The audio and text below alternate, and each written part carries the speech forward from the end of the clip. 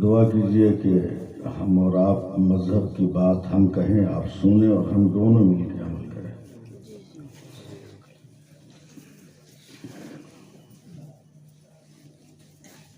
ये कह रहा है दीवाना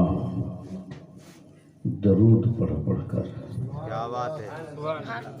ये कह रहा है दीवाना दरूद पढ़ पढ़ कर, मुझे है खुल्द में जाना दरूद पढ़ कर। क्या बात है, सुभान अल्लाह।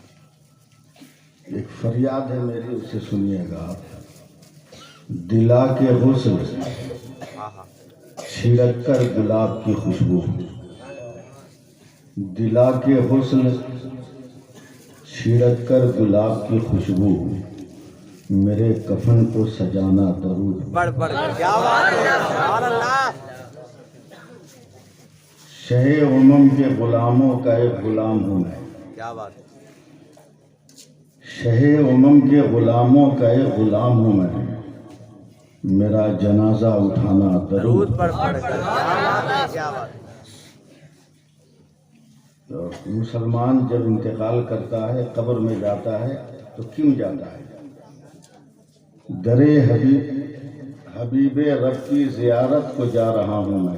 क्या बात है, सुभान अल्लाह। हबीबे रब की ज़ियारत को जा रहा हूँ मैं, मुझे लहद में सुलाना दरूद पढ़ पढ़ पढ़ कर। कर। क्या बात है। और सुन्नी मुसलमान का चैलेंज कि नबी की दीद की हसरत लिए मैं सोया हूँ। क्या बात है। कब्र में मोमिन कहता है कि नबी की दीद की हसरत लिए मैं सोया हूँ, नकीरो मुझको जगाना दरूद पढ़ पढ़ कर। क्या बात है। नकीरो मुझको जगाना दरूद पढ़ पढ़ दरूद कर। पढ़ कर। 2-4-10 मिनट तो लगेगा हमको आपसे तालमेल बनाने में, तो 2-4-10 मिनट आप लोग हमको संभालिए, उसके बाद मैं आप लोगों को संभाल लेगा। कुरान मुक़द्दस की जिस आयत करीमा की मैंने तिलावत की, अल्लाह ताला फरमाता है कि मेरे नबी आप कह दीजिए कि ऐ लोगों, अगर तुम अल्लाह की मोहब्बत चाहते हो तो पहले मेरी इत्तिबा करो।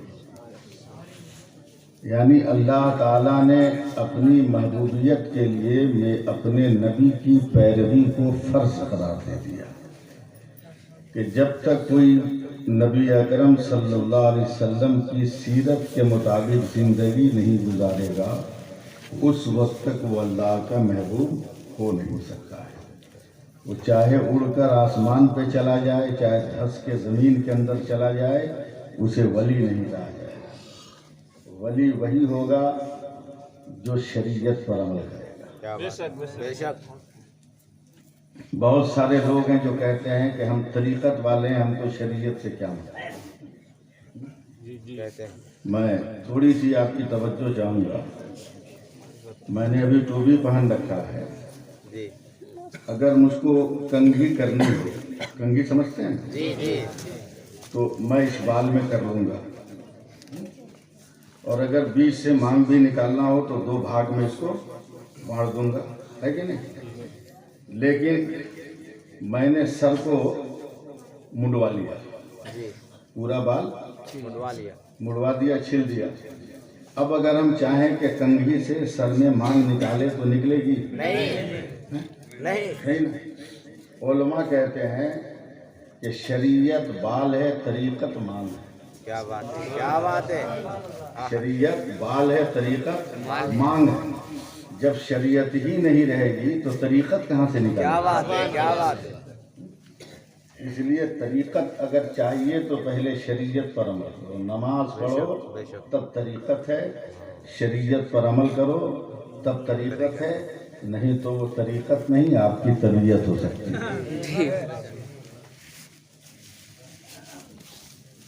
अल्लाह के रसूल सल्लल्लाहु अलैहि वसल्लम ने कितनी मुक़द्दस ज़िंदगी गुजारी। 1450 साल होने वाले हैं, मगर आज तक पूरी दुनिया में किसी भी मजहब और धर्म के गुरु घंटाल या मानने वालों की ये हिम्मत नहीं हुई कि मेरे नबी की ज़िंदगी के किसी एक अमल पर भी उंगली उठा दे। क्या बात है। सवाल ही नहीं पैदा। मैं सिर्फ आपका ज़हन तैयार कर रहा हूं कि तकरीर जब देखूंगा शुरू करना है तब शुरू करूंगा। ये जुल्म, जबर और बर्बरियत की दुनिया है। दुनिया जुल्म बर्बरियत की दुनिया है। ये हर तरफ जुल्म, और अब तो ठोकने की सियासत आ गई। जिसको जहां चाहो वहां ठोक दो। लेकिन उन जालिमों को ये नहीं मालूम है कि भारत के ये कहते हैं सिसकते हुए मंजर ख्वाजा पिया के ख्वाब की ताबीर नहीं है, और हर धर्म के लोगों का यहाँ हक है बराबर। भारत किसी के बाप की जागीर नहीं है।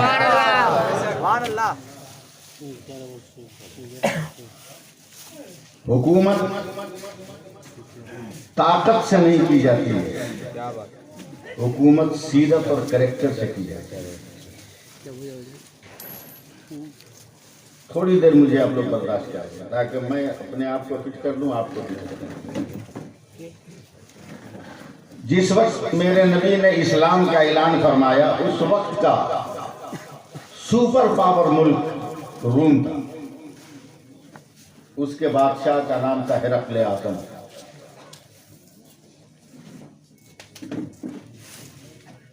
उसने बद्र, उहुद,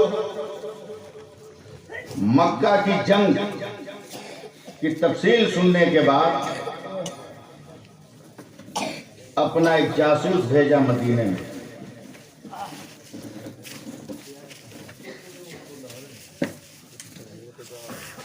क्या आखिर पता लगाओ मुसलमान क्या खाता है, क्या पीता है, कि जिस मैदान में जा रहा है तलवार नहीं है मगर फतह इसको मिल रही है, हथियार नहीं है मगर जीत का झंडा ये लहरा रहा है। पता लगाओ कि मुसलमान क्या खा रहा पी रहा है। हिरकल आज़म का जासूस मदीने में आया। उस वक्त मेरे नबी सल्लल्लाहु अलैहि वसल्लम बैठकर वजू फरमा रहे थे, वजू कर रहे थे, और वजू का एक कतरा पानी भी चारों तरफ खड़े सहाबे किराम जमीन पर नहीं गिरने लगे। सुभान अल्लाह बोलना चाहिए। एक कतरा पानी भी जमीन पर गिरने नहीं दे रहे थे। यहाँ तक कि मेरे नबी मुंह में जो पानी रखकर फेंकते थे, जिसको हम कुल्ली कहते हैं, उस पानी को भी सहाबा अपने हाथों में लेकर अपने चेहरे पर, अपने जिस्म पे, कपड़े पे मिलते। हिरकल आज़म का जासूस जब पलटा है रूम मदीने से, तो उसने हिरकल आज़म को कहा कि बादशाह, पैसे से हथियार खरीद सकते हो, पैसे से सिपाही खरीद सकते हो, मगर पैसे से हिम्मत और मोहब्बत नहीं खरीद सकते। मुसलमान हथियार से जंग नहीं जीत रहा है, वो मोहब्बत सरकार से जंग जीत रहा है। मोहब्बत सरकार से जंग जीत रहा है। एक जंग के मौके पर हजरत खालिद इब्न वलीद इतने जख्मी हो गए और बेहोश हो गए, खून बह रहा। 1000 कोशिश की गई कि होश में आ जाए, होश में नहीं आए। मेरे नबी को खबर हुई तो मेरे नबी मैदान जंग में दौड़े दौड़े गए, और जैसे ही हजरत खालिद इब्न वलीद के सराहने खड़े हुए, हजरत खालिद इब्न वलीद ने आंख खोलकर कहा, मेरी तलवार कहाँ है, मैं मैदान में जाऊंगा। लोगों ने कहा कि तुम तो किसी दवा से होश में नहीं आ रहे थे, बगैर दवा के कैसे होश में आ गए? कहा, मेरी नाक में मेरे सरकार की खुशबू गई तो मैं जिंदा हो गया। मेरी नाक में मेरे सरकार की खुशबू गई तो मैं जिंदा हो गया। ये मोहब्बत। नाबीना समझते हैं ना, अंधे को कहते हैं। अंधा देखेगा चारों तरफ ना, नहीं ना। मैं कहा हूं, अगर अंधा को मालूम करना हो तो पूछेगा ना दूसरों से। कुछ बोलिए आप लोग, आंख वालों से पूछेगा ना। लेकिन एक नाबीना साहबी मस्जिद नबी के दरवाजे पर गया, दरवाजा पकड़ लिया, किसी से नहीं पूछा, सांस को अंदर खींचा, और एक तरफ चल पड़े। सुभान अल्लाह। अगल बगल के लोगों ने कहा क्या कर रहे थे तुम? कहा मैं अपने नबी की खुशबू सूंघ रहा था, जिधर से खुशबू मिली उधर मैं चल दिया। क्या बात, ये मोहब्बत। सुभान अल्लाह। मोहब्बत की एक मिसाल और सुनिए। वही नाबीना साहबी खुशबू सूंघते सूंघते मेरे नबी के सामने बैठ गए और मेरे नबी के पाए मुबारक पर पांव पे अपना हाथ रखा, रो के कहने लगे या रसूल अल्लाह, मैं माँ के पेट से अंधा पैदा हुआ। लोग कहते हैं कि सूरज निकलता है तो उजाला फैल जाता है और डूब जाता है तो रात हो जाती है। चांद मुस्कुराता है तो चांदनी फैल जाती है। हरे हरे घास बहुत नर्म और नाजुक होते हैं। पानी का रंग ऐसा है, पत्थर का रंग ऐसा है, मगर या रसूल अल्लाह मैंने देखा नहीं। अगर आप कर्म कर दें और मैं आंख वाला हो जाऊं तो मैं भी सबकी तरह दुनिया से। क्या बात है, सुभान अल्लाह। मोहब्बत देखिएगा, मैं भी तकरीर नहीं कर रहा, मैं आंख वाला हो जाऊं। नबी का दरिया रहमत जोश में आया, अपनी उंगली को मुंह में डाला, देखते रहिएगा आप लोग, मुंह में डाला और उसके बाद निकालकर सुरमा की सलाई की तरह दोनों आंख में फेर दिया तो उनकी आंखें रोशन हो गई। अब फिर ठहर जाइए, आंख जैसे ही रोशन हुई सामने मेरे नबी का चेहरा था। पहली नजर मेरे नबी के चेहरे पर पड़ी तो नाबीना ने अपनी आंख पे हाथ रख लिया, कि या रसूल अल्लाह दुआ कर दीजिए कि मैं पहले की तरह अंधा हो जाऊं। मोहब्बत से आप दुआ कीजिए कि मैं पहले की तरह अंधा हो जाऊं। मेरे नबी ने कहा, साहबा ने घबरा कर कहा, अरे अभी तो आंख के लिए रो रहे थे और आंख मिल गई तो अंधा बनना चाहते हो? उस साहबी का जवाब सुनिए, मैंने बड़े बूढ़ों से सुना है कि आदमी जिस चीज को देखकर आंख बंद कर लेता है, जब तक आंख नहीं खुलती उस चीज का चेहरा, उस चीज का जलवा आंखों में रहता है। मैंने सबसे पहली बार आपका चेहरा देखा है और आंख बंद कर लिया। अब कयामत में खोलना चाहता हूँ और जब खुदा के सामने जाऊं और रब पूछे क्या लाए हो तो आंखें खोलकर जलवे मुस्तफा दिखा दूंगा, तस्वीरें मुस्तफा दिखा। यह है मोहब्बत रसूल। बड़े बूढ़ों से पांव दबा लेना ये जिंदगी नहीं। गैर औरतों के साथ बैठकर गुफ्तगू कर लेना ये इस्लामी जिंदगी नहीं। इस्लामी जिंदगी उसी का नाम है जो मेरे नबी ने गुजारा है। क्या बात। हुकूमत करना आसान है मगर दिल जीतना आसान नहीं। आज के लोग हुकूमत कर रहे थे, मेरा गरीब नवाज दिल जीत रहे थे। मेरे गरीब नवाज दिल जीत रहे थे। समझ रहे ना मेरी बात? मैं यूपी और दिल्ली की तरह उर्दू नहीं बोलूंगा, मैं एकदम आसान जबान बोलूंगा। मैं सिर्फ एक गुफ्तगू कर रहा हूं ताकि समझ में आए कि हुक्मरान किसको होना चाहिए, फिर मैं तकरीर शुरू कर दूं। मेरे नबी है मक्का की गली है, सुभान अल्लाह। जरा एक बार या रसूल अल्लाह भी बोलो। इस्लाम का नया नया दौर है, कलमा पढ़ना जुर्म है। अगर मक्का में किसी को मालूम हो जाए कि ये मुसलमान है तो तलवार उसके पीछे। ऐसे माहौल में मेरे नबी तने तनहा मक्का की गलियों से गुजर रहे हैं। एक एक लफ्ज पर ध्यान दीजिएगा वरना मैं रोक के समझाऊंगा। आज का नौजवान माँ को माँ कहते हुए शर्माता है। गैर औरत, बूढ़ी औरत की तो बात छोड़िए, अपनी माँ को माँ कहते हुए शर्माता है। मेरे नबी जा रहे हैं, रास्ते में एक औरत बैठी है, चारों तरफ देख रही है। मेरे नबी करीब जाकर मुस्कुरा के पूछते, अम्मा क्या परेशानी है? क्या सीरत है देखिएगा। हुकूमत दिल। मेरे नबी कहे क्या परेशानी है अम्मा? का बेटा मैं एक मजदूर तलाश कर रही हूँ जो मेरे इस भारी भरकम सामान को मेरे घर तक पहुंचा दे। मेरे नबी ने सर झुकाकर कहा, माँ लाओ मैं उठाकर तेरे घर पहुंचा देता हूँ। बस थोड़ा सा और 2 मिनट बर्दाश्त कीजिए, मैं इसको पूरा कर दूंगा।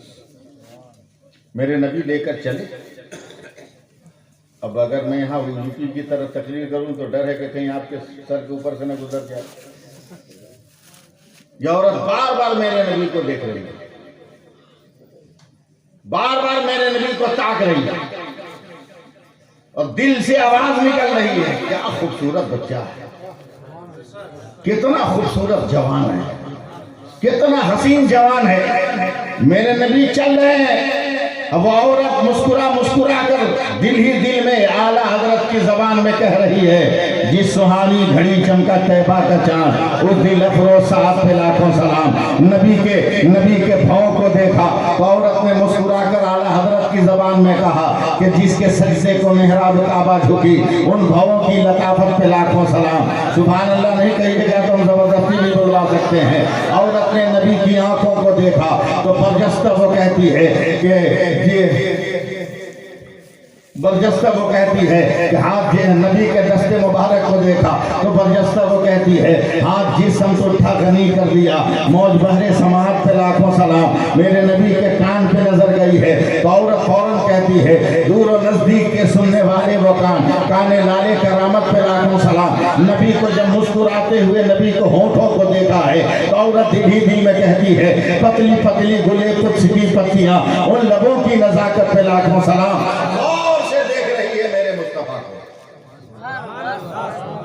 देखते देखते कहती है, बेटा आज तक किसी माँ ने तेरी तरफ खूबसूरत बेटा नहीं जन्म दिया होगा। बोलिएगा आप लोग, ए बेटा मैं मरने के करीब बूढ़ी हो गई हूँ, न जाने कब कब्र में चली जाऊं, मेरी एक नसीहत नोट कर ले। कहा क्या? बोला सुना है कि अब्दुल्ला के मरने के बाद उसकी बीवी आमना की कोख से एक बेटा जन्म लिया था जो अब जवान हो गया है। वो मक्का में कह रहा है खुदा एक है, मैं उसका रसूल हूं। ए बेटा उस मोहम्मद के चक्कर में मत पड़ना, तुमको बाप दादा के दीन से अलग कर देगा, उसके चक्कर में मत पड़ना। मेरे नबी खामोश, कुछ बोल नहीं रहे, खामोश। थोड़ी देर के बाद, सुन रहे हैं ना आप लोग, थोड़ी देर के बाद फिर वो कहती है, ए बेटा अगर कभी आमना सामना हो जाए मोहम्मद से तो उससे बात भी मत करना, वरना सुना है कि जो उससे बात करता है वो भी उसी का हो जाता है। मेरे नबी मुस्कुरा रहे, अभी भी कुछ नहीं कहा। किरदार देखिएगा, सीरत देखिएगा, हुकूमत नहीं। घर करीब आ गया, मेरे नबी ने सामान उतार के रख दिया। औरत ने आंचल का कोना खोला, 2-4 दिरहम थे, मेरे नबी की तरफ बढ़ाया तो मेरे नबी ने कहा, माँ मैं जवान हूँ, मेरे पास ताकत है, कहीं और मजदूरी करके कमा लूंगा, तुम बूढ़ी हो, इन पैसों की तुम्हें जरूरत है, तुम रख लो। वो औरत कहती है, बेटा इन्हीं सब बातों के लिए मैं तुमको कह रही हूँ कि सब काम ठीक है, लेकिन मोहम्मद के चक्कर में मत पड़ो, उसके चक्कर में बोलना, तुम भी उसी को हो जाओ। मेरे नबी अभी भी कुछ नहीं बोल रहे, मुस्कुरा रहे। और धीरे से जब पलटे हैं तो औरत पीछे से कहती है, बेटा रुक जा, तूने बेसहारा का सहारा बनकर, मजलूम का हिमायती बनकर, बेकस का कस बनकर, लावारिस का वारिस बनकर बता दिया कि अब गरीबों का कोई मसीहा आ गया है। ऐ बेटा अपना नाम बता, कल मैं सामने काबा में चिल्ला चिल्ला कर कहूंगी, ऐ दुनिया के जालिमों तलवार को न्याम में रख लो, अब गरीबों का मसीहा आ गया है, बेसहारों का सहारा आ गया है, लावारिसों का वारिस आ गया है। बेटा जरा अपना नाम तो बता। तब मेरे नबी ने पलट कर कहा, माँ मैं नाम क्या बताऊं? पूरे रास्ते भर जिस मोहम्मद के खिलाफ तुम बोल रही थी वो मोहम्मद मैं ही हूं। इतना सुनना था, वो औरत कदमों पे गिर गई और चीख कर कहती है, कसम परवरदिगार की, अगर तू ही मोहब्बत है तो मैं गवाही देती हूँ कि कयामत तक तुमसे अफजल कोई पैदा नहीं हो सकता है, तुमसे बड़ा कोई जन्म नहीं है।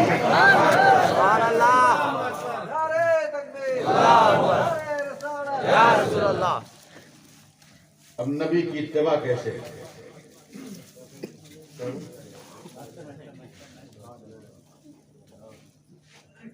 मैं अलग हट जाऊंगा, माइक ठीक बज रहा है।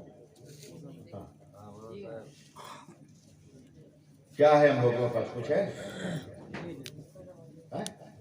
जो चाहता है वो ठोक दे रहा है, जो चाहता है वो मार दे रहा है, जबकि हम ही हैं कि हम जो चाहते थे वो हो जाता है। हम जो चाहते थे हो जाता है। मैं कैसे आपके दिमाग को अपनी तरफ करूं, मैं जरा सोच रहा हूं। आज जो चाहता है वो हमें ठोक देता है, और एक जमाना था कि हम जो चाहते थे वो होता है। इसी हिंदुस्तान में बुजुर्ग थे, हजरत दातागंज बख्श, बंटवारे के बाद पाकिस्तान हो गया, लेकिन पहले तो हिंदुस्तान था।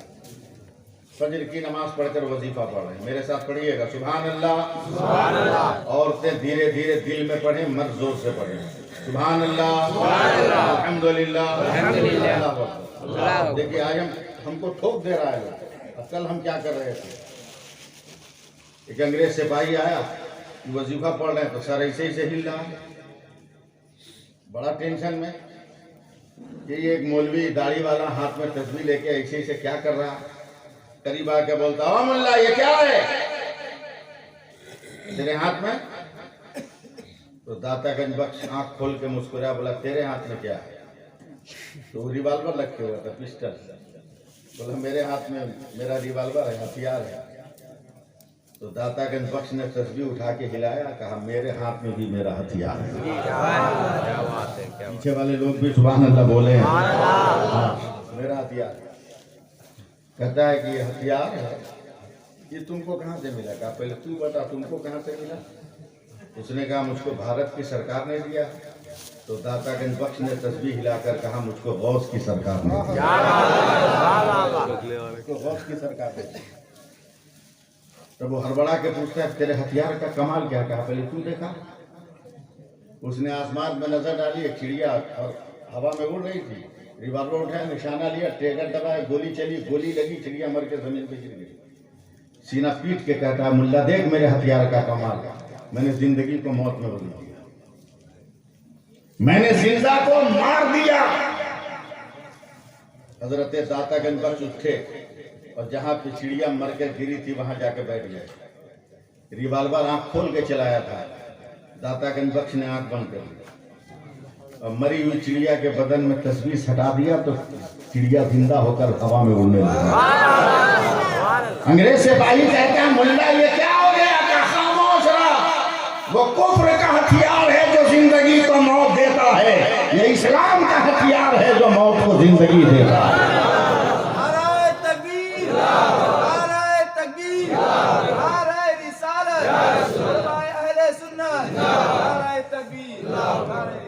बदल गए इतने जल्दी हम। कल मुर्दे को हम जिंदा कर रहे थे, आज हम जिंदों को मुर्दा किया जा रहा है। एहसास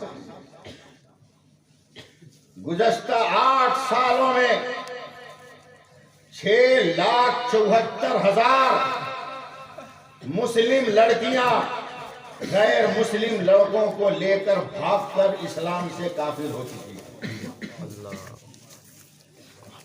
और इसका जिम्मेदार कौन है? इसका जिम्मेदार आज का नौजवान है और उसका जिम्मेदार उसके गार्जियन है। ऐसी तालीम मत दो औलादों को कि उससे उसका दीन छीन ले। वो तालीम दो कि दीन न रहे तो उसके सीने में दीन आ जाए, मजहब आ जाए। अल्लाह का शुक्र है कि मकतब का आप लोगों ने चंदा किया, आबाद कीजिए उसको। मौका मिले तो अपनी बच्चियों के लिए भी उसमें खोलिए और पढ़ाने का नज़म कीजिए। दीन रहेगा तो कभी हमारी बेटी काफिर नहीं बनेगी। सुभान अल्लाह कहिए, मैं बात करूं वरना इस बेटे को गुफ्तगू रोके मेरा दिमाग समझ जाएगा। क्या है कुछ हम लोगों के पास? चलिए खाली हाथ, ये तो अल्लाह है जो हम सबको बचाए हुए। आज तक तो हम और आप अपने मुंह को नहीं समझ सके कि मुंह क्या है। समझ सका? 10वें दिन में उठोगे, बरस मारोगे, इधर 2-4 मरतबा, कुल्ली करोगे, भरपेट खा के निकल जाओगे। लेकिन अल्लाह ताला ने जो मुंह बनाया है इसमें कितनी कुदरत रखा है आज तक नहीं समझ सके। ये 32 दांत है ना, क्या समझ रहे ना, 32 बोलते हैं ना बंगाल में, 32 दांत है। मेरे ख्याल से 8 चौके 32 होता है ना, 8 चौके 32। आप अपना दांत देखो, न समझ में आए तो आईना में जाके देखना, और आईने में भी न समझ में आए तो उखाड़ के देखना। 4 ऊपर 4 नीचे, 4 ऊपर 4 नीचे, समझना, 4 ऊपर 4 नीचे। आगे जो 8 है इसमें 1 नोक है, उसके बाद जो 8 है उसमें 2 नोक है, उसके बाद जो 8 है उसमें 3 नोक है, उसके बाद जो 8 है उसमें 4 नोक है। आखिर क्यों ये सिस्टम क्यों अल्लाह ताला ने पैदा किया हमारे साथ में? इसलिए कि हालत के बाद जो चीज है जिसमें अतड़ी वगैरह इतना नाजुक है कि अगर कोई टाइट, कोई सख्त, कोई भारी भरकम चीज चली जाए तो वो चीज छिल जाए या फट जाए तो मेरा बंदा मेरा जिक्र नहीं कर पाएगा, सुभान अल्लाह नहीं कर पाएगा, ला इलाहा इल्लल्लाह नहीं कर पाएगा। जरा मोहब्बत से बोलिए। अल्लाह ने ये सिस्टम रखा, पहले 1 नोक, बाद में 2 नोक, उसके बाद 3 नोक, उसके बाद 4 नोक। उंगली उठा के चेक करो मैं कितना सच कह रहा हूं कि अगर ये टाइट खाए, सुपारी, सख्त चीज खाए तो 1 नोक वाला 2 टुकड़ा करे, वो पीछे फेंके तो 2 नोक वाला उसको 4 टुकड़ा करे, वो पीछे फेंके तो 3 नोक वाला और उसको महीन करे, और वो पीछे फेंके तो 4 नोक वाला इतना उसको नरम कर दे कि मेरे बंदे के शिकम में जाए तो नुकसान न करे, उसकी जबान भी सलामत रहे, उसका हलक। इतना एहतमाम किया मेरे खुदा ने। देखिए हमारे पास कुछ है, अल्लाह की मेहरबानी। एक वाकया सुना रहा हूँ, हदीस नेमत के तौर पे सुन लीजिएगा और दिल पकड़ के रखिएगा, कहीं पसलियां तोड़ के निकल नहीं। क़यामत के दिन मेरे नबी फरमाते हैं कि अल्लाह के हुक्म से एक मुसलमान का अमल वजन होगा।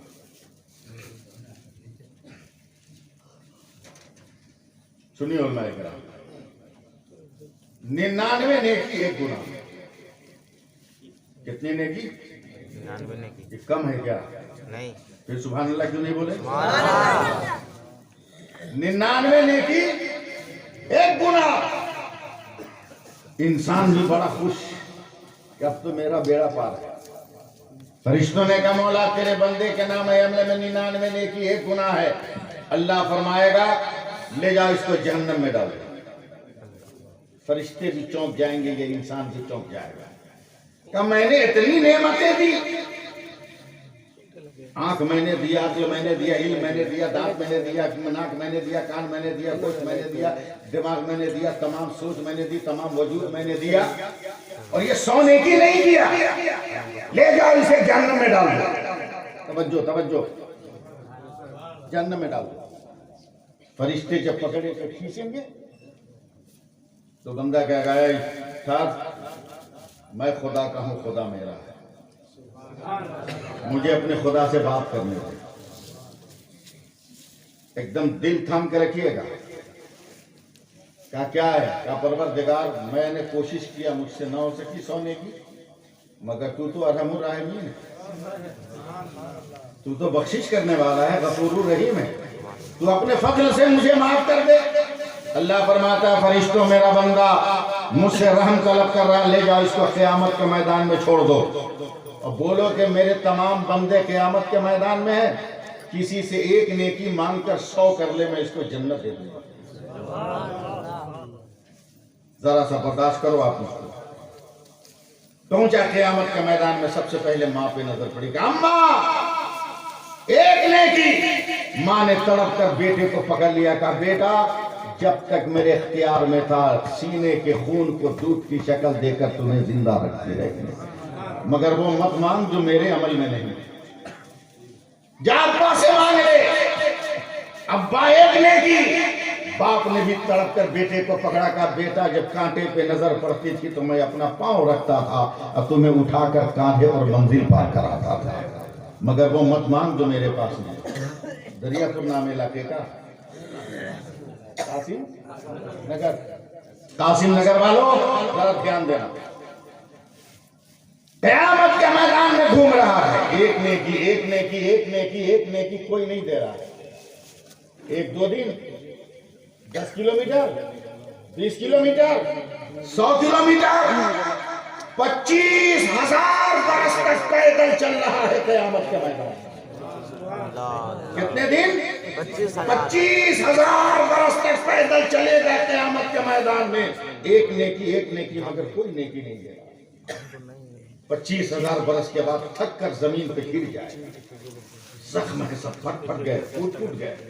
फरिश्ते कहते हो, वो कहता अब हमसे नहीं चला जाएगा, अब मैं नेकी भी नहीं मांगूंगा, चलने की ताकत नहीं है, अब ले चलो, खुदा का हुक्म है जहन्नम में डालने का, मुझे जहन्नम में डाल दो।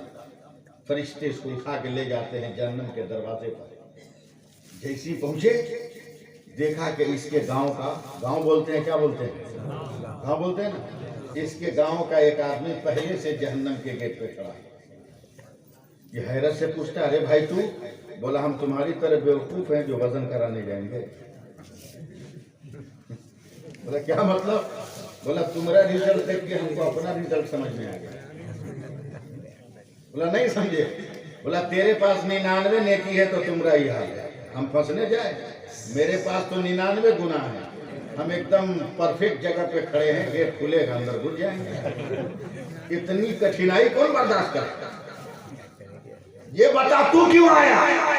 तुमको तो अल्लाह ने इजाजत दिया था कि एक नेकी का इंतजाम कर लो, जन्नत दे दूंगा। का 25,000 बरस पैदल चलने के बाद भी नेकी नहीं मिली, क्या करोगे? जाओ जहन्नम में। अब ये 99 नेकी वाला जब जहन्नम की तरफ बढ़ रहा है तो अचानक 99 गुनाह वाला खड़ा हो गया, कहा भाई रुक जा, ठहर। क्या हुआ? बोला मैं तो कंफर्म हूं कि मैं बच नहीं सकता, लेकिन एक चांस है तू बच सकता है। बोला कैसे? का मेरे पास जो एक नेकी है ना, वो रख के भी मेरा रास्ता क्लियर नहीं। एक काम कर, ये नेकी तू ले ले, कम से कम गांव का तो एक आदमी जन्नत में चला जाएगा। बोलो यार, बोलो और मोहब्बत से बोलो, और कम से कम गांव का तो एक आदमी जन्नत में चला जाएगा। ले ले नेकी का, दोगे का ले लो, रख के करूंगा। जब नेकी मिली 100 ही तो एकदम ताव में आ गया।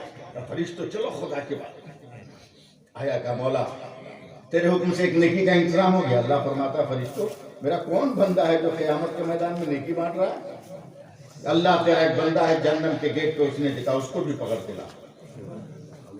जहन्नम के गेट से वो भी लाया गया। अल्लाह ने पूछा तुमने दिया? कहा हाँ मौला मैंने दे दिया। कहा क्यों? क्या एक नेकी रख के भी मेरा रास्ता क्लियर नहीं हो रहा, इसलिए मेरे दिल ने फैसला किया कि मैं जाऊं या ना जाऊं, जन्नत में कम से कम मेरा एक भाई तो चला जाए। जैसे ही गुनहगार ये जुमला कहेगा, रब फरमाएगा फरिश्तों मेरे हुक्म से दोनों को जन्नत में डाल दो। पूरा मजमा बोलो, हाथ उठा के बोलो सुभान अल्लाह। दोनों को जन्नत में डाल दो। अब फरिश्ते कहेंगे मौला वो मुकम्मल परहेजगार जन्नत समझ में आई, ये मुकम्मल गुनहगार इसको जन्नत कैसे? तो अल्लाह फरमाता है फैसला करो, जब बंदा होकर मेरे बंदा पे रहम कर रहा है तो क्या मैं अल्लाह होकर अपने बंदा पे रहम न करूंगा?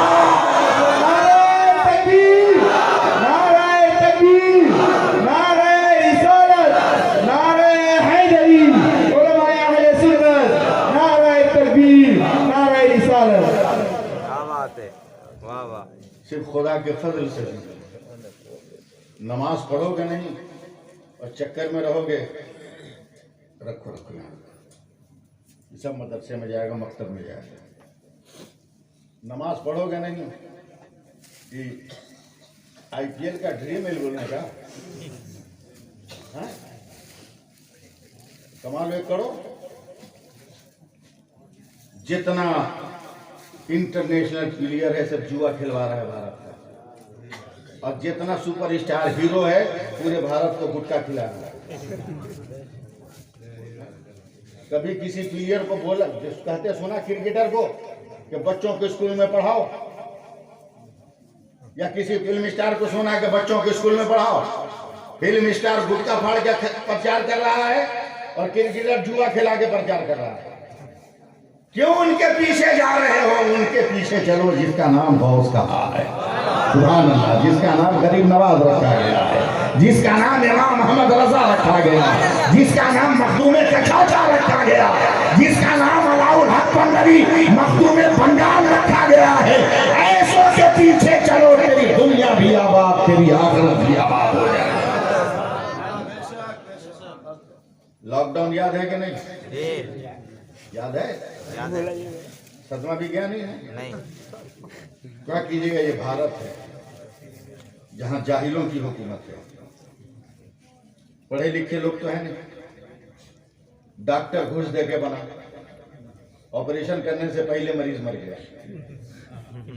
दांत का डॉक्टर घूस दे के बना, निकालना था बाएं तरफ का, निकाल दिया दाहिने तरफ।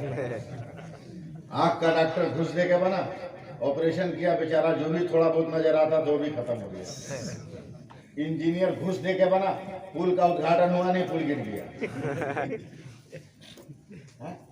जाहिलों का दौर है, वरना जर्रा बराबर भी यहाँ के जज, यहाँ के नेता पढ़े लिखे होते तो इतनी भयंकर गलती नहीं करते। देखो मेरी तरफ, सब लोग देखो।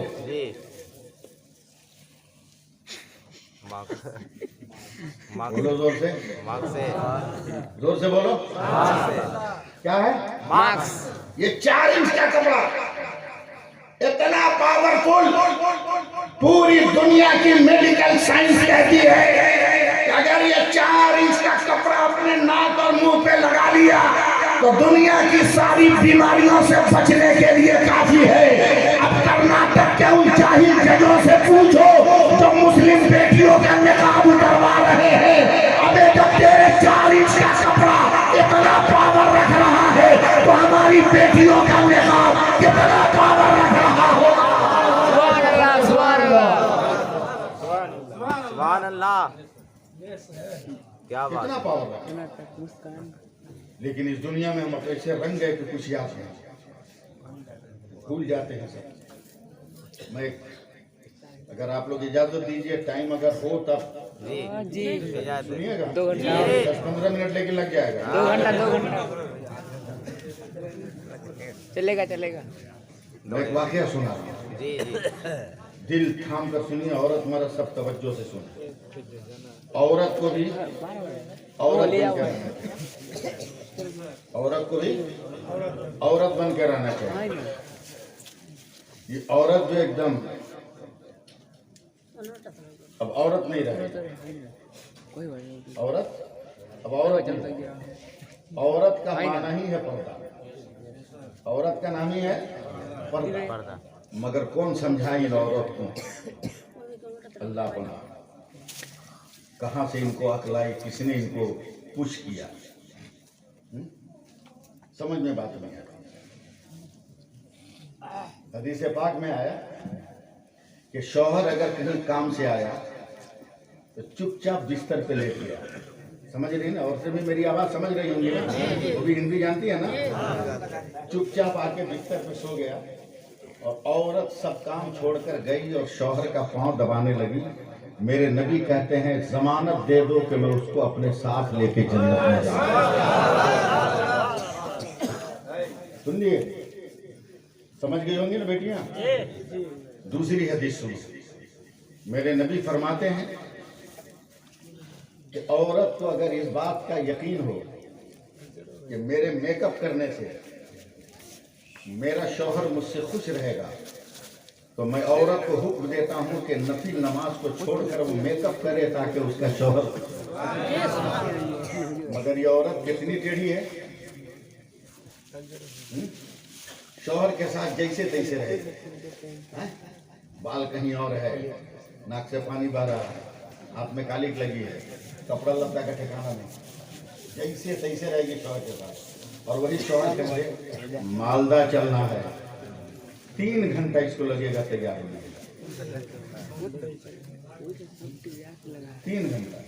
और अगर शौहर डांट के कह दे क्या कर रही हो, क्या चुप रही है, बोला मैं तो 2 मिनट में तैयार होके खड़ा हो गया, तुमको 3 घंटा में नहीं हुआ। तो वो औरत जवाब देती है दुनिया बड़ी तरक्की कर गई है, मैगी और बिरयानी में फर्क है। मैगी जल्दी से बन जाती है, बिरयानी बगैर दम पे चढ़ाई नहीं बनती। अब जरा सोचो कि ये जो बन ठन के निकली है, जो इसको देख ले वो भी जहन्नमी, या जिसको जिसको देख ले ये भी जहन्नमी।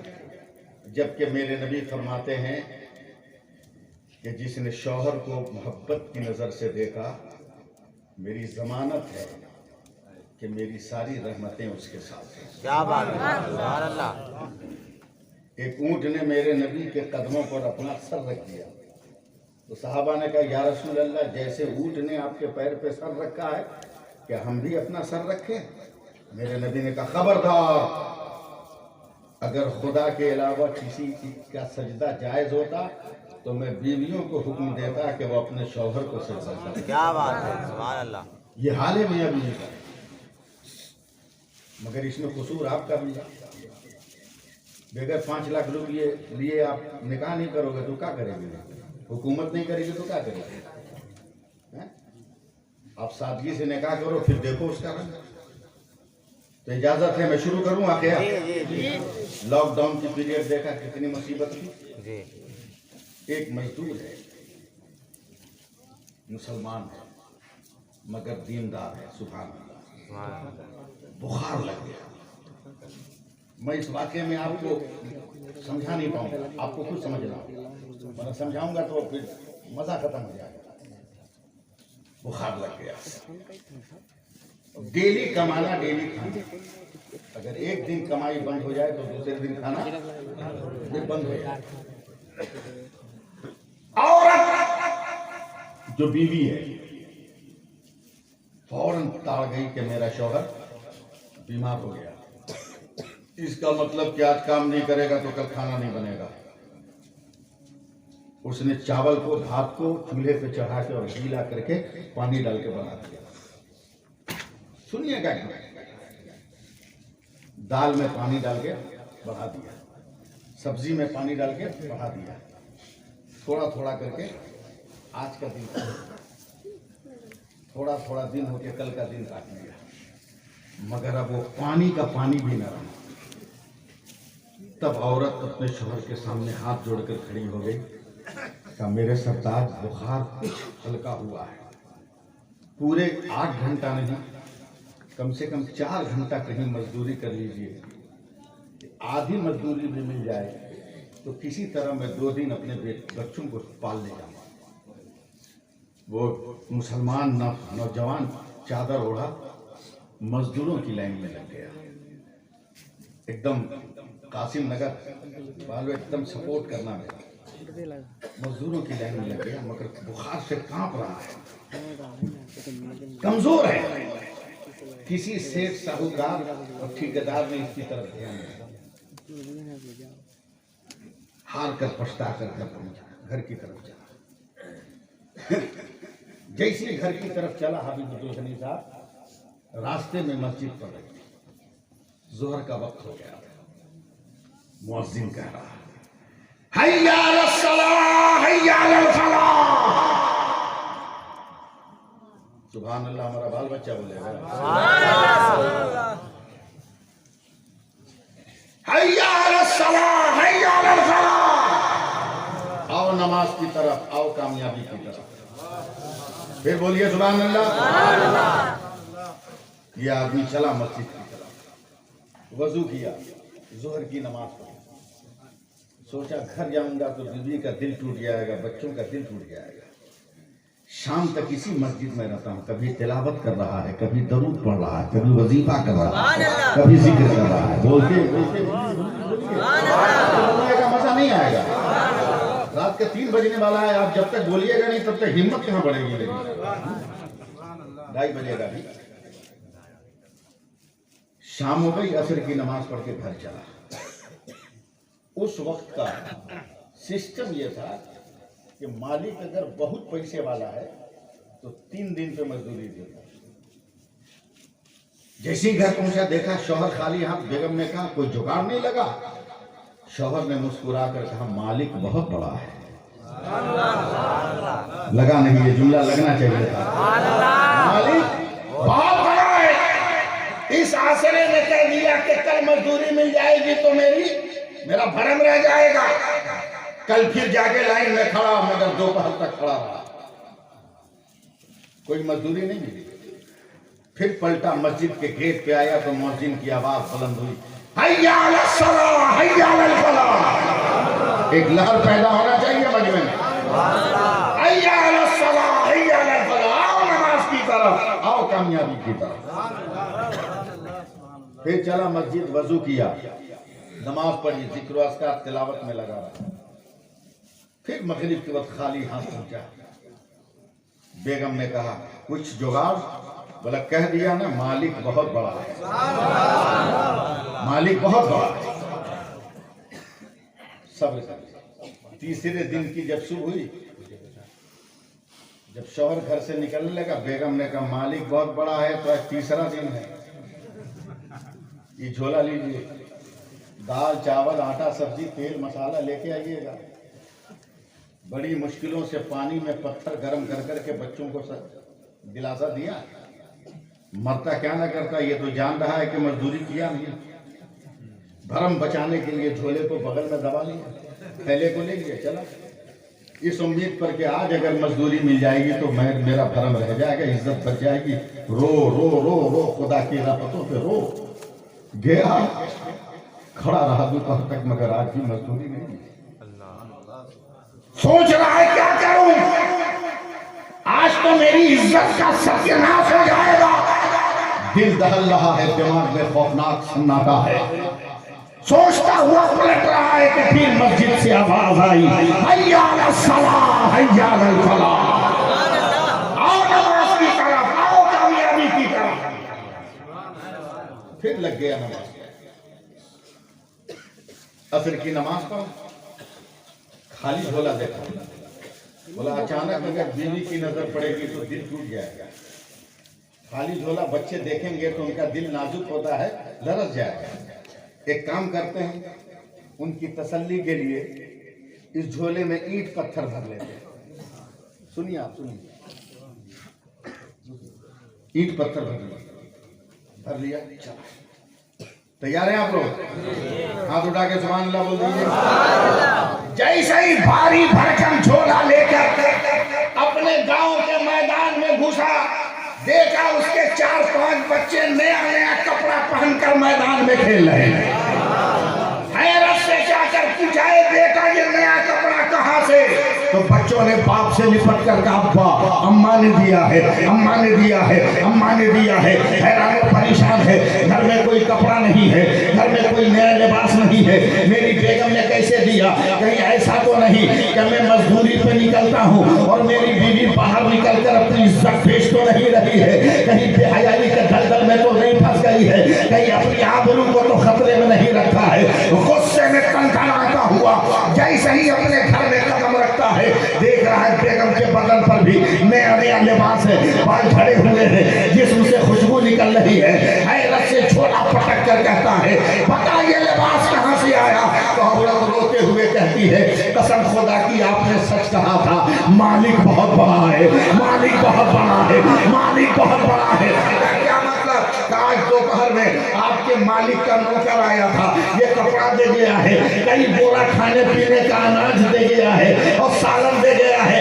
बोला तेरा शौहर बड़ी मेहनत से मजदूरी कर रहा है, मालिक ने खुश होकर ये बोनस दिया है, मजदूरी लेकर तेरा शौहर आ रहा है। डर कर काम कर कहता है बेगम ये गलत है कि मैंने मजदूरी किया है, अगर यकीन ना हो तो मेरे झोले को उलट कर देखो, उससे ही तो पत्थर का टुकड़ा निकलेगा। और अपने घबरा कर जब झोला पटका है तो हीरे जवाहरात के टुकड़े निकल रहे हैं। तब ये गुनहगार सर को सजदे में रखता है और रो कर कहता परवरदिगार ये तेरी कुदरत का कौन सा करिश्मा है, कहीं पत्थरों को जवाहरात में बदल दिया। तो आवाज आती है मेरे बंदे तूने मेरा काम किया है, मैंने तेरा काम किया।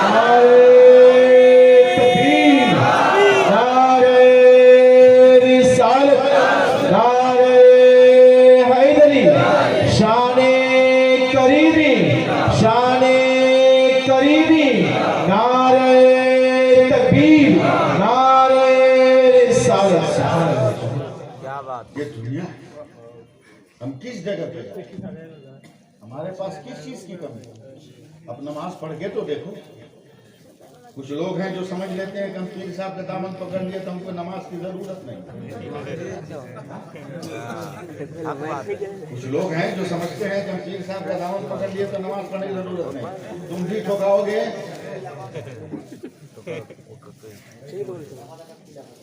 अब इसके आगे समझो, मैं नहीं बोलूंगा।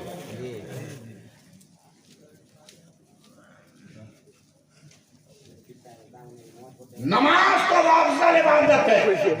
सुनो, हरारे का एयरपोर्ट है, जिम्बाब्वे, मोज़म्बिक जाना है।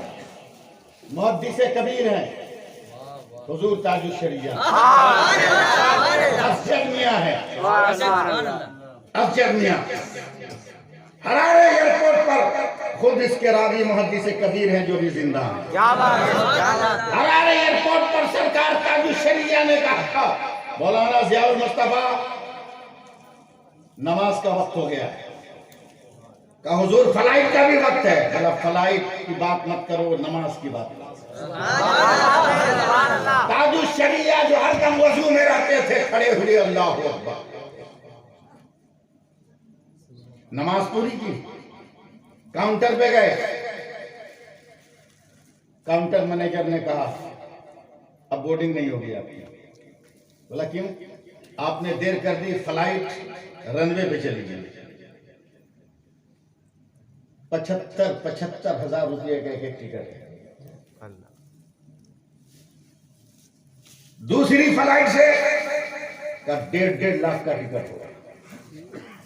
जेब अलाउ नहीं कर रहा, और अगर नहीं पहुंचते हैं तो वहां के लोग बदजन हो जाएंगे। पसीने छूट रहे हैं मुहद्दिस कबीर के। सरकारी ताजुल शरिया एयरपोर्ट की कैंपस में चेयर पे सर झुकाए बैठे हैं। अचानक माइक से अनाउंसमेंट हो रहा है, ज़ियाउल मुस्तफा, अख्तर रजा दोनों बोर्डिंग करें। टेक्निकल प्रॉब्लम की वजह से जहाज रनवे से फिर अपनी जगह पर आ रहा है। जोर से बोलो। नमाज अगर रहेगी तो हर जरूरत पूरी। क्या बात। सुभान अल्लाह। नमाज नहीं है तो कोई जरूरत नहीं। मोबाइल है कि नहीं आपके पास? है ना? ऊपर टंग रहा है। रिंग हुआ, हेलो, अस्सलाम वालेकुम। वालेकुम सलाम। आप कैसे हैं? यही होता है ना? यही होता है। अब जरा दूसरे नजरिए से मोबाइल को यूज करो। अल्लाहु अकबर, अल्लाहु अकबर। रिंग होने लगी। समझ रहे हैं मैं कहां ले जा रहा हूं? जैसे ही मस्जिद के मीनार से आवाज उठे अल्लाहु अकबर, अल्लाहु अकबर, आपके दिल के मोबाइल पर रिंग होने लगी। अब वहां हेलो नहीं कहना है, अल्हम्दुलिल्लाह रब्बिल आलमीन। अल्लाह फरमाता फरिश्तों मेरा बंदा मेरी तारीफ कर रहा है। जब तक बंदे ने कहा रहमान रहीम मालिक यौमिद्दीन, अल्लाह ने फरमाया सिर्फ तारीफ ही नहीं कर रहा है, मुझे रहमान भी कह रहा है, रहीम भी कह रहा है, मालिक यौमिद्दीन भी कह रहा है। तब परवरदिगार फरमाता है ए मेरे बंदे तूने मेरी तारीफ की है, अल्हम्दुलिल्लाह रब्बिल आलमीन कहा है, और रहमान रहीम कहा है, मालिक यौमिद्दीन कहा है। बोल तेरी ख्वाहिश क्या है, बोल तेरा सपना क्या है, बोल तेरी आरज़ू क्या है, बोल तेरी तमन्ना क्या है, बोल तेरी तलाश क्या है, बोल तेरी जुस्तजू क्या है। तो ये बंदा कहता है इय्याका नअबुदु व इय्याका नस्तईन, ए अल्लाह हम तेरी इबादत करते हैं, हम तुझी से मदद तलब करते हैं। तब रब तबारक व तआला फरमाता है बोल कौन सा रास्ता चाहिए, इहदिनस सिरातल मुस्तकीम सिरातल लज़ीना अनअमता अलैहिम गैरिल मग़ज़ूबि अलैहिम वलद्दालिन, कौन सा रास्ता चाहिए। तो बंदा कहता है इहदिनस सिरातल मुस्तकीम, मुझको नबियों का रास्ता दे दे, सिद्दीकीन का रास्ता दे दे, शुहदा का रास्ता दे दे, शुहदा का रास्ता दे दे, औलिया का रास्ता दे दे। तो परवरदिगार कहता है रूए जमीन पर मैंने अब्दुल कादिर को पैदा किया है, नस्बुल ऐन ले ले, मोइनुद्दीन को पैदा किया है, नस्बुल ऐन ले ले, मखदूम कछाछा को पैदा किया है, उनसे सीरत मांग ले, मखदूम पंडुआ को पैदा किया है, उनसे मिजाजे आबे बारा मांग ले, मैंने पैदी में इमाम मोहम्मद रजा को पैदा सुलेमान का तोहफा ले ले, जब इन पटरियों पर चल कर आओगे तो जन्नत मेरी है, कब्जा तेरा होगा। इसलिए मुसलमानों नमाज पढ़ो, नमाज पढ़ो। हाँ? क्या हुआ? खत्म कर रहे हैं? नहीं 1-1.5 घंटा आ गया। ये बताओ कि आईडी समझते हो? आईडी हाँ? आईडी, आधार कार्ड, वोटर आईडी कार्ड सब है ना, ड्राइविंग लाइसेंस। बगैर आईडी के ट्रेन में चले जाइएगा,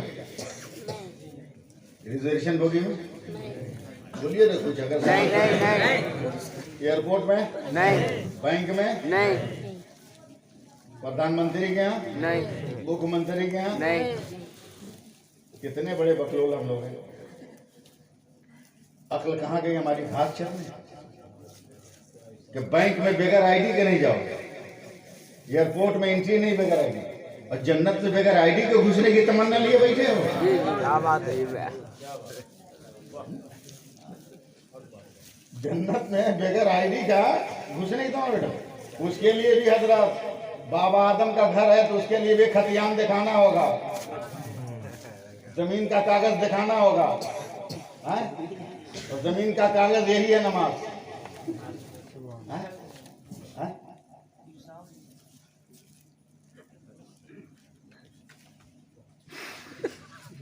अब मैं इस पे जुमला नहीं लगा, जो खुद जाने का हल ना हो लेके ही जाए।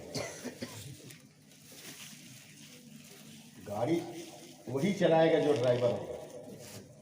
हर कंडक्टर गाड़ी नहीं चला सकता है, जो ड्राइविंग सीखा हो वही ना गाड़ी चलाएगा। खलासी भी चला देगा? नहीं। एक्सीडेंट हो जाएगा नहीं हो जाएगा? आप समझिए इशारे करने का।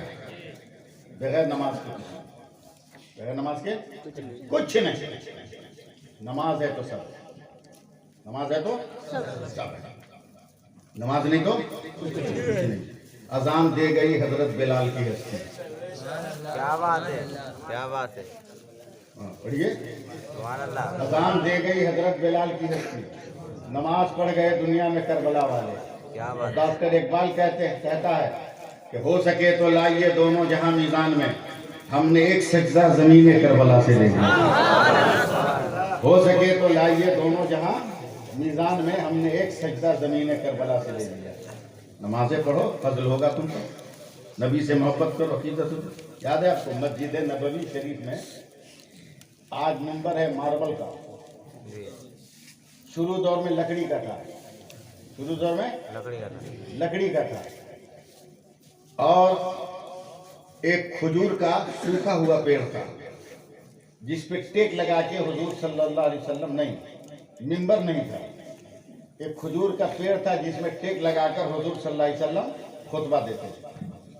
तो एक सहाबिया औरत ने लकड़ी का मिंबर बनवा दिया कि या रसूल अल्लाह, इस पर चढ़कर या बैठकर आप खुतबा दें। समझे? वो खजूर का पेड़, सूखा हुआ पेड़ बगल में गाड़ा हुआ है, उसके बगल में मस्जिद नबी में मेहराब रख दिया गया, वो मिंबर रख दिया गया। मेरे नबी जब खड़े हुए खुतबा देने के लिए तो एक आदमी को रोने की आवाज आने लगी जोर जोर से। मेरे नबी ने कहा अल्हम्दुलिल्लाह या माशरल हाज़िरीन, जैसे कोई बेख्तियारी में चीखता है ना वैसे कोई चीखा। मस्जिद नबी के सारे लोग मेरे नबी हैरत से देखने लगे, कौन रो रहा है, कौन चिल्ला रहा। देखा सब खामोश है। मेरे नबी और आगे बढ़े, तब ये खजूर का जो पेड़ था सूखा हुआ हिलने लगा। सुभान अल्लाह। अरे वहाबियों को समझाओ ना, बदअकीदों को समझाओ, समझाओ समझाओ। हिलने लगा। तब नबी ने देखा, तो नबी ने हाथ रखा, तो उस पेड़ के अंदर से आदमी की तरह रोने की आवाज आने लगी। तब नबी मिंबर से उतर के उसको सीने से लगा लिया। फिर नहीं बोले आप लोग सीने से लगा लिए, तो हिल हिल के रोने लगा। नबी ने कहा क्यों रो रहे हो? पेड़ से आवाज आती, या रसूल अल्लाह, मैं आपकी पीठ से, आपके करवट से, आपके सीने से लगकर जिंदगी गुजार रही थी, मगर मिंबर बनने के बाद आपने अपने से मुझे जुदा कर दिया। ये जुदाई बर्दाश्त नहीं हो रही। मेरे नबी ने कहा क्या चाहता है तू बोल, अगर तू कहे तो मैं तुम्हें यहीं से जन्नत में डालूंगा, अगर कहे तो इसी मिंबर के नीचे जमीन खोद कर तुम्हें दफन कर दूं। लकड़ी का वो सूखा पेड़ कहता या रसूल अल्लाह, जन्नत में अगर जाता हूं तो जब क़यामत आएगी आप जाएंगे तब मैं देखूंगा, इसलिए मिंबर के नीचे डाल दीजिए कि हर वक्त आपके कदमों के तले पड़ा रहूंगा। तकबीर, नाराए तकबीर, नाराए रिसालत, अस्मते मुस्तफा, नाराए तकबीर, नाराए रिसालत।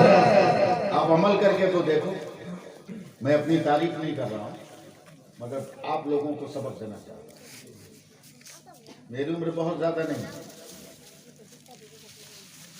बहुत ज्यादा मेरी उम्र नहीं है, अभी सिर्फ 61 साल का हुआ है, कोई ज्यादा थोड़ी है।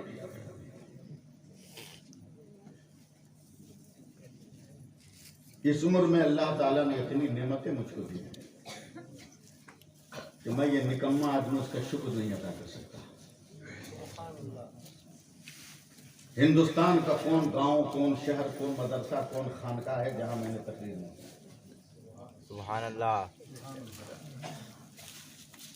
दीन का किला कहते हैं जामिअतुल अशरफिया को, बरेली के मदरसे को, इन दोनों के जलसे दस्तारबंदी में ये फकीर तकरीर करती है।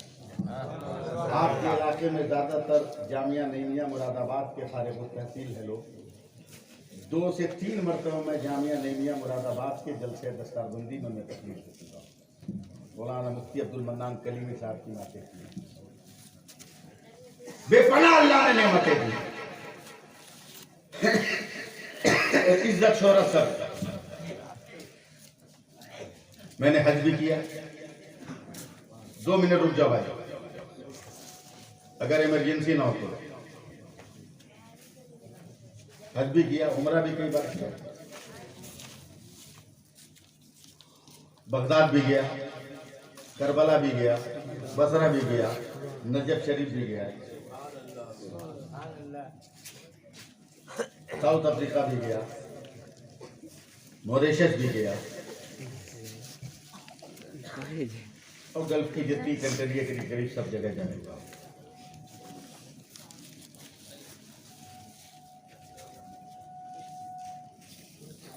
जब मैं बगदाद शरीफ गया तो फजर की नमाज पढ़कर 11वीं शरीफ की शब में मैं जब रोज़े सरकार गौसे आज़म से फातिहा पढ़ के बाहर निकला, एक आदमी ने मुझको पकड़ लिया, कहा आपको फलादू बुला। मैं गया तो वहां की खानकाह के सज्जादा नशीं अल-हाशिम अल-कादरी अल-जिलानी, उन्होंने मुझे खिलाफत दिया, जुब्बा दिया, इमामत दिया। हिंदुस्तान की कितनी खानकाहों की खिलाफत मुझको मिली है मुझको खुद याद है। अब मैं आपको कुछ कहना चाहता हूं, 2 मिनट का वक्त लूंगा, अगर इजाजत दीजिए। इन हाथों ने गुंबद खतरा की दीवारों को भी छुआ, सुभान अल्लाह बोलिए, रोज़े रसूल की जालियों को भी मैंने छुआ। जन्नतुल बकी में बैठकर एकदम सबसे आखिरी यानी नबी के रोजे की दीवार से सटा हुआ मैंने 2.5 घंटा गुजारा। ये रियाजुल जन्ना में, रियाजुल जन्ना में मैंने 2.5 घंटे गुजारा।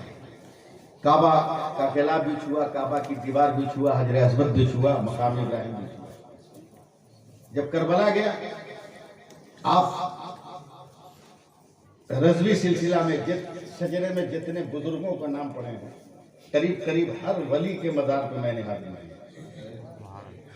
जब मैं सफर पे था तो मैं दुनिया के उस कब्रिस्तान में मैंने हाजिरी दी जो 17 किलोमीटर लंबा कब्रिस्तान, दुनिया का सबसे बड़ा कब्रिस्तान है जिसमें 70,000 अंबिया किराम के मज़ार, मैंने उस पर हाजिरी दी। हजरत यूशा अलैहिस्सलाम ने जंग करते हुए कौम जब्बारीन से जिस पेड़ की पत्ती खाया था, जिस लोटे का पानी पिया था, वो पानी भी मैं पिया हूँ, उस पेड़ की पत्ती भी खाया। हजरत अय्यूब अलैहिस्सलाम को जिस कुएं के पानी पीने से शिफा मिली थी, उस कुएं का पानी भी पिया। नजफ अशरफ ने जिस यहूदी के से कुआं खरीदने के बाद पत्थर मत पर पैर मार कर हजरत अली ने पानी का चश्मा निकाला था, उस पानी को तूफान नूह जिस चूल्हे के अंदर से निकला था उस चूल्हे को भी मैंने छुआ। समझे? तमाम बुजुर्गों के मज़ारात पर गया। ये कादरी फकीर आज कासिम नगर में। मैं चाहता हूं कि कुछ फैजान आपको भी मिल जाए, कुछ फैजान आपको भी मिल जाए, और मैं कुछ लेके अपने घर नहीं जाऊंगा। आप जो भी दीजिएगा मेरे हाथ में दीजिए, 10, 5, 20 करके जो भी देना हो दीजिए, मेरे हाथ तक टच कीजिए ताकि आप तक फैजान पहुंच जाए, मदरसे को मकतब को पैसा पहुंच जाए। अगर कोई ऐसा है तो आओ। इतना में तो पूरा मजमा उखड़ के आ जाना चाहिए। औरतें नहीं आएंगी, मैं उनके यहाँ बच्चों को भेजूंगा। आ जाओ, इससे बड़ा सरमाया नहीं मिलने वाला है। हाँ, ये फ्री में जो है कादरी जो है हिसाब आजम पैदा हुआ है, और जब मुसलमानों ने सजदा किया है तब जो है हामिद रजा हुज्जतुल इस्लाम ने जन्म लिया है। मुसलमानों ने सजदा किया है तब जो है सिमरान के बादशाह की गोद से मोहम्मद अशरफ मासूम ने कछौचा बनकर मुनश्शे शहूर पर जलवा हो रहा है। मुसलमानों पैसा भी देते जाओ और अपनी जगह पे बैठते भी जाओ। आओ, मकतब के लिए काम हो रहा है। आओ, जहाँ कुरान पढ़ाया जाएगा, आओ जहाँ नबी का दीन पढ़ाया जाएगा, आओ जहाँ शरीयत पढ़ाई जाएगी, आओ जहाँ इख्तियार बिहादुल इमाम का मतलब और मफहूम समझाया जाएगा। आओ, दीन सीखो, दीन सीखो, दीन सीखो। बेटियों को अगर बचाना है तो उनको दीन पढ़ाओ, बेटियों की आबरू बचाओ। नारे तकबीर, नारे तकबीर, नारे रिसालत, उलमाए अहले सुन्नत, वली अल्लाह का दामन, दीन इस्लाम। नारे तकबीर, नारे रिसालत, नारे हैदरी, नारे हैदरी, नारे तकबीर, नारे रिसालत। हजरात, मेरी पहली मुलाकात थी आपसे। पता नहीं मैं आपके मेयार पे उतरा या नहीं उतरा, ये तो अल्लाह बेहतर जानता है, मगर मुझको दीन का पैगाम पहुंचाता था, मैंने दीन का पैगाम पहुंचा दिया। मैं औरतों से भी गुजारिश करूंगा कि वो नमाजें पढ़ें, आप भी नमाज पढ़िए। बिहार में एक बोली बोली जाती है कि जेकरा हाथ में डोई ओकरा हाथ में सब चोरी। डोई समझते हैं? चमचा बोलते हैं। लकड़ी का होता है, जिसके हाथ में डोई उसके हाथ में सब कोई। तो औरत अगर नमाज पढ़ने लगेगी तो इसके हाथ में तो डोई है, ये घर में ऑर्डर चला सकती है, नमाज नहीं पढ़ोगे खाना नहीं मिलेगा, नमाज नहीं पढ़ोगे खाना नहीं मिलेगा। समझे?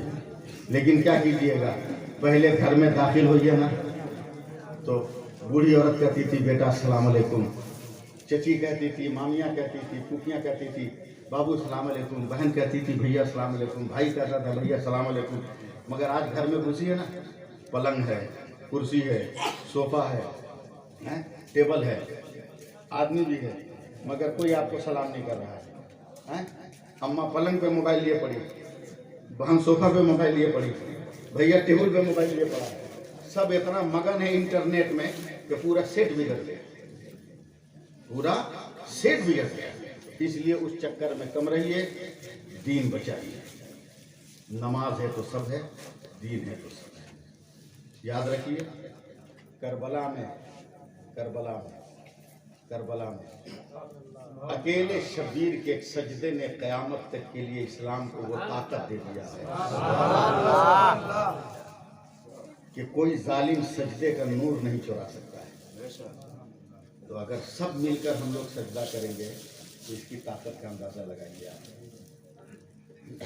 हदीस पाक में आया कि मोमिन चाहे काला हो, गोरा हो, नाटा हो, लंबा हो, जैसा भी हो, जिस वक्त ये सर को सजदे में रखता है उसी वक्त खुदा को सबसे खूबसूरत लगता है। इसलिए कोशिश कीजिए, वक्त बहुत ज़्यादा हो गया, मुझे सफ़र भी करना है और लंबा सफ़र करना है, इसलिए मैं अपनी बातें ख़त्म कर रहा हूँ। इंशाअल्लाह ताला ज़िंदगी ने वफ़ा की। मेरी तारीख़ खाली मिल गई अगर आपको, फिर कभी आपने बुलाया तो मैं